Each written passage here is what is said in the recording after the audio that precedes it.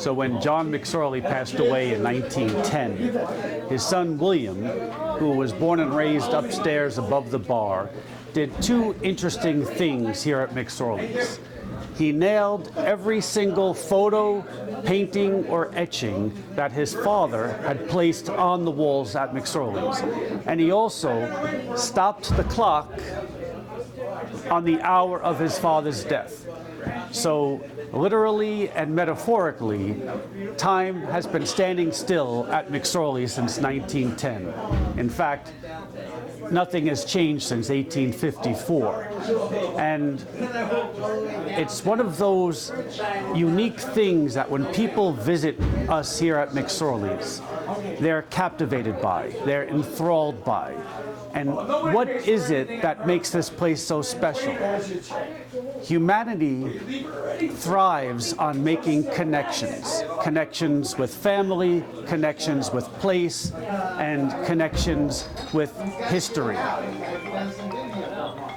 And we hate connections with this phone. And McSorley's allows people to make a wonderful connection with the past. And I often think, if these walls could speak.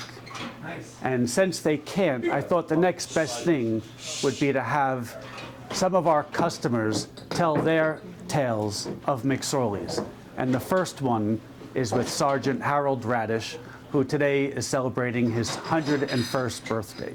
So enjoy, and thank you for being a part of this legendary, iconic New York institution. Thank you.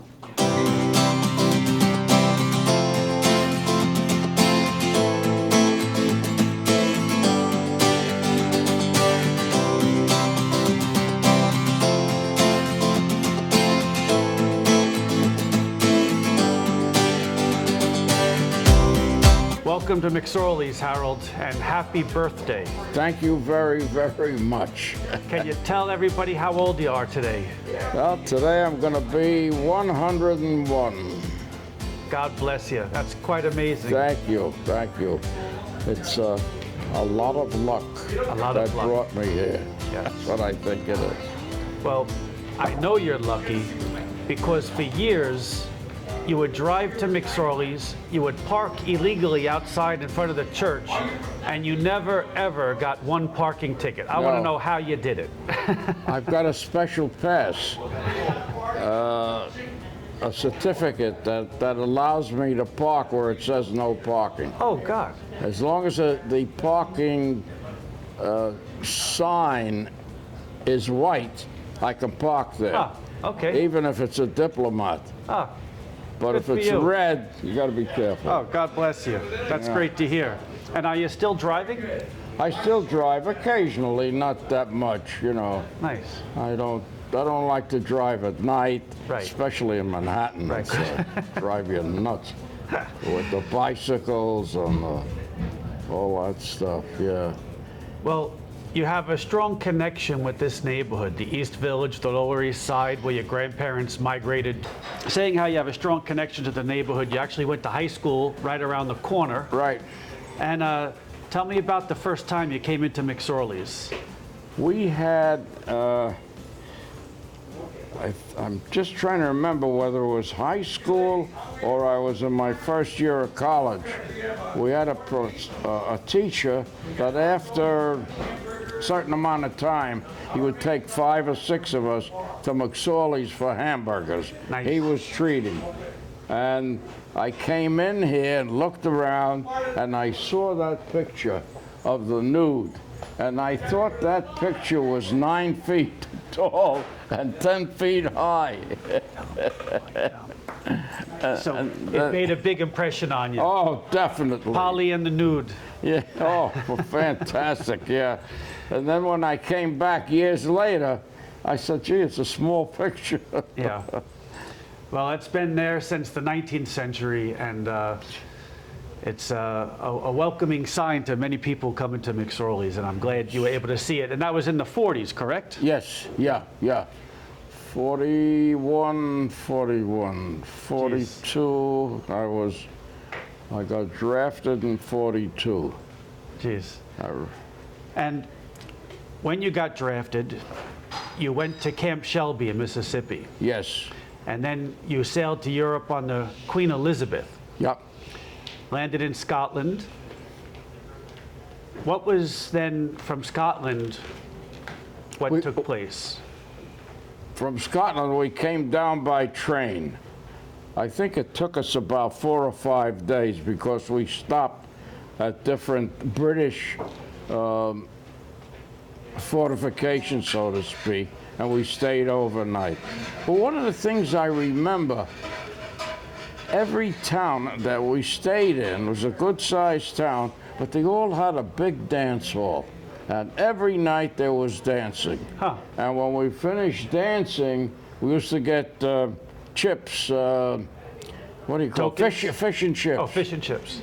But it was in an old newspaper. Right, that's how they serve it. That's how they served it. There was quite You a would put trip down, and we got down to Normandy.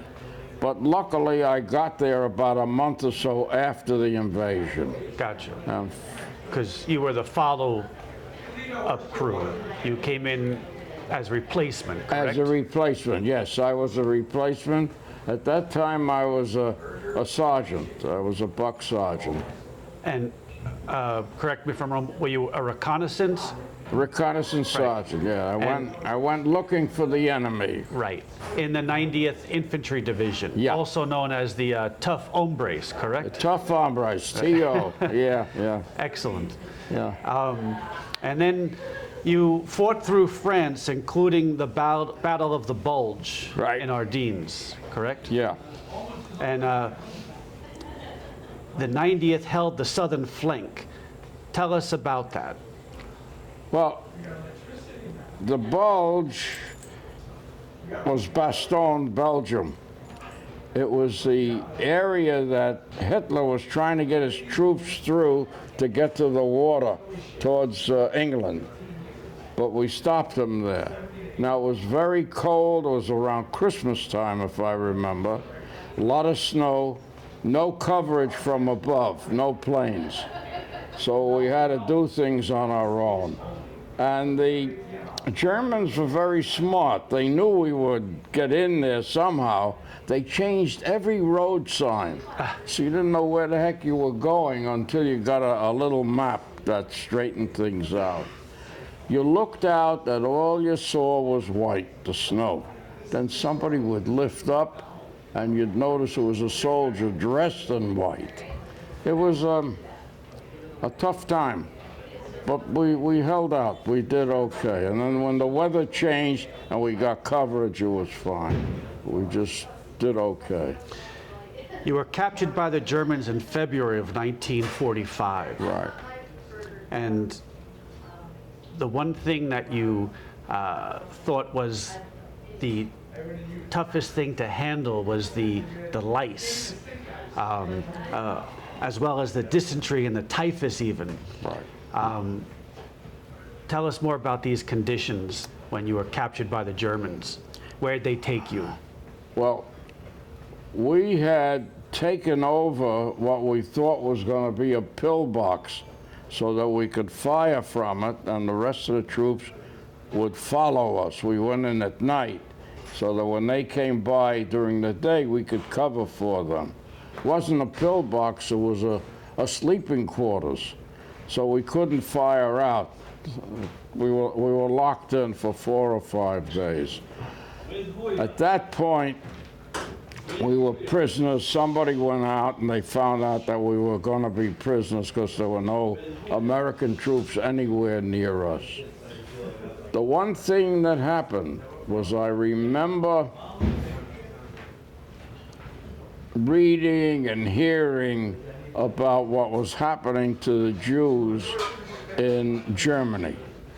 And being Jewish and carrying dog tags that identified you as Jewish, correct, with an H stamped on it, I was a little fearful. I took the dog tags and I got rid of them. I threw them away. I buried them someplace. Not heroic, but I think almost sane, you know. if I ever got caught, then I wouldn't have my dog tags with me. Right. Yeah, so that worked out. And there was one moment, though, during your captivity that an SS soldier was questioning you, and you thought You you know, were doomed. that's interesting. I would speak to the German soldiers in a heavy Yiddish, you know, so it would sound like German. They would think that I learned my German somewhere in the country someplace. So I wasn't bothered. One day, though, we had to go from one prison camp to another one. The troops were coming up. The Americans, the British were beginning to move up, so they moved us. And they kept us out of the next prison camp that we were going to, because they would search us. Every prisoner had a blanket, whether it had holes in it or anything, you had it just to keep you warm sometimes, and a cup. If anybody was giving anything out, you stuck your cup in there. A guy came by, a German, but he had a white shirt on, and I didn't realize that was Gestapo. And I said to him, "Wie lang? How long?" He looked at me and he said, "You're the Jew. You started." Oh, I started to shrink. The guys told me I turned all colors. I was really frightened, scared. But somebody called him away, so that was... So a close call, huh? Close call, very close. And liberation came in April of 1945. And who was it that liberated you? The British. The British Army came. You asked before about the lice and stuff. Correct. That was the worst part. We could get along. There was a faucet, there was water, there may not have been food, but the vermin was all over you. Dysentery. You had to run to the bathroom. What was the bathroom? A gigantic concrete floor with holes in it, so that you dropped whatever you had to, right through the holes. And you know, the guy would clean it out every once in a while. They called it honey buckets. Speaking of holes, you were in two types of foxholes. Yeah. One was in the forest in France, Yeah. and another one was along the border. You said it was in a warehouse. It was a concrete. That was in Bastogne. We were in a factory, and apparently they had blasted out with the shape of a foxhole, so we were in the concrete. And how many soldiers were in these foxholes at a time? There was enough for one in each one. But the other foxholes were different. If it was a German foxhole, it was a big square one. If it was one of our older foxholes, it was like a grave. You just went right in. And people ask me, what was the most important weapon that you had? And I say it's the shovel. And they look at me like I'm nuts. But we had little shovels, and you could dig a hole with it and make a foxhole and hop in there. And so this shovel saved your life more than once. I think so. Yes. Yeah. And one of the foxholes you had mentioned that there were three of yous, and you weren't allowed, or you couldn't move, because if you did move, you would get noticed. This was in France, correct? This was on the border and On the Siegfried line? No, close to the line, the Luxembourg, close to the line. We were apparently under their observation. There were three of us in this foxhole and logs on top. If we moved, they would start shelling. So we laid there. One time they started shelling, and a piece of a shell went through a guy and hit him in the backside. He was screaming. So we said, calm down. We couldn't get out, you know, the logs. I tore it open, and there was a piece Of shrapnel? shrapnel in his backside. And I see you got $1 million wound. To get you out of here, you'll be going home. Jeez. Insane. Yep. After the British liberated you from the POW camp in Germany, you said that you took a few days off and disappeared to Paris. Can you Yes. tell me a little bit about Paris, those 3 days? What do you recall? I recall wandering around Paris. We could go to the Red Cross, and for 2 cents or a couple of cigarettes, you would get a donut. To get a meal, you had to have papers that you were on leave, so we didn't get You a didn't have meal. any papers. Yes, and then there was always the chasing of women in Paris, the dealing and that kind of thing. Well, that's a different story. Your mother thought that you were missing in action. Did she receive notice? Yes. There were 2 soldiers that visited the house with a telegram, and they handed it to her. She couldn't read it, you know, her English wasn't good at all. They read it. Your son, Harold Raddish, is missing in action. Jeez. I think she fell apart at that point. And this is when you were in the POW camp? I was in the POW. 4 months? Yeah, it was 4 months in the POW camp. That did a terrible thing to her because there was no phone or any other way of, you know, contacting anybody. She went to the Red Cross. They didn't know too much of what was happening. And when I got home, this woman was completely different from the way when I left. When I left, she was, you know, took care of her family and looked good and all. When I got back, she was just gray and old and was tired and all. It took her close to 6 months to get back to herself. Because from what I can gather, every night they went to sleep and they were worried what was happening. Where was their you know. son? Yeah. How much did you weigh when you left the POW camp? I lost about 20 pounds. 20 pounds? I was in there, I must have weighed 145. I came out, I was about 120 or something like that.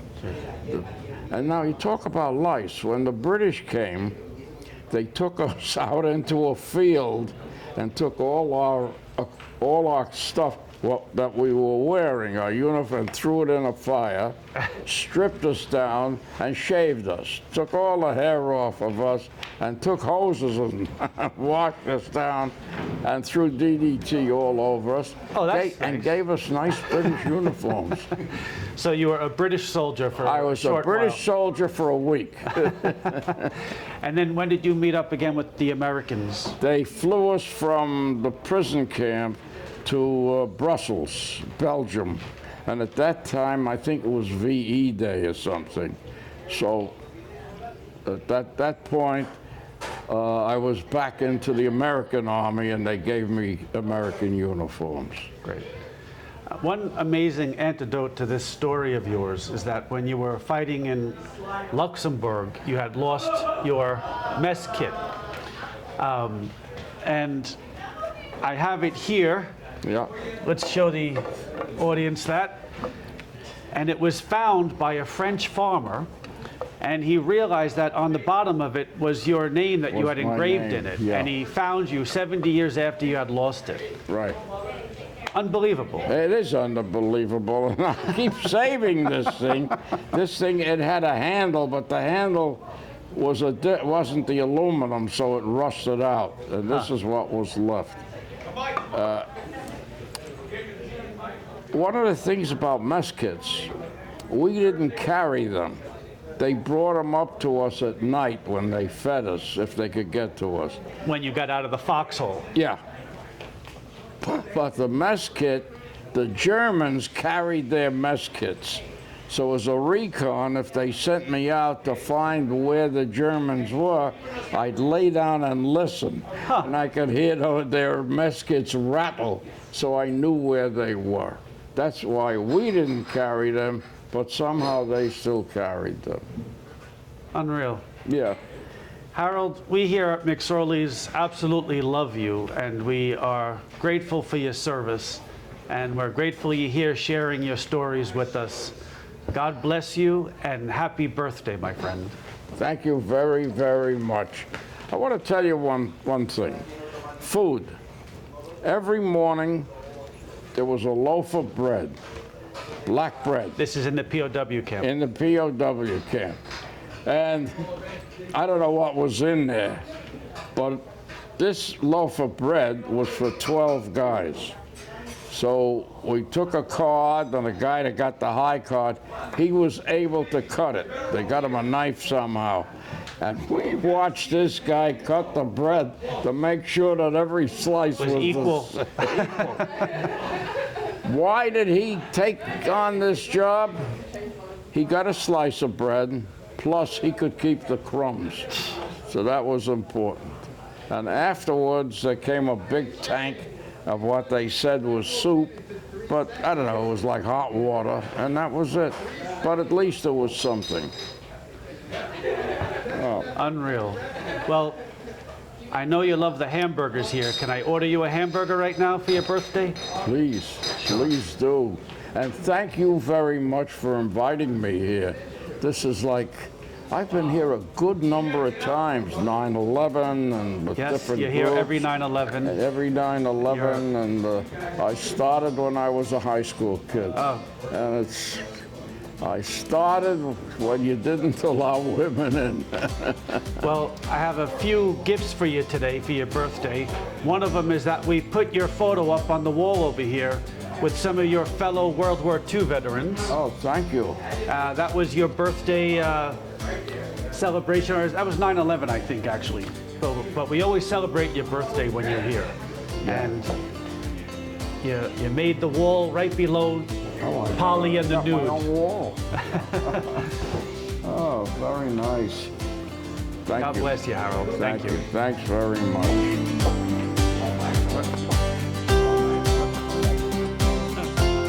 Here's the dock.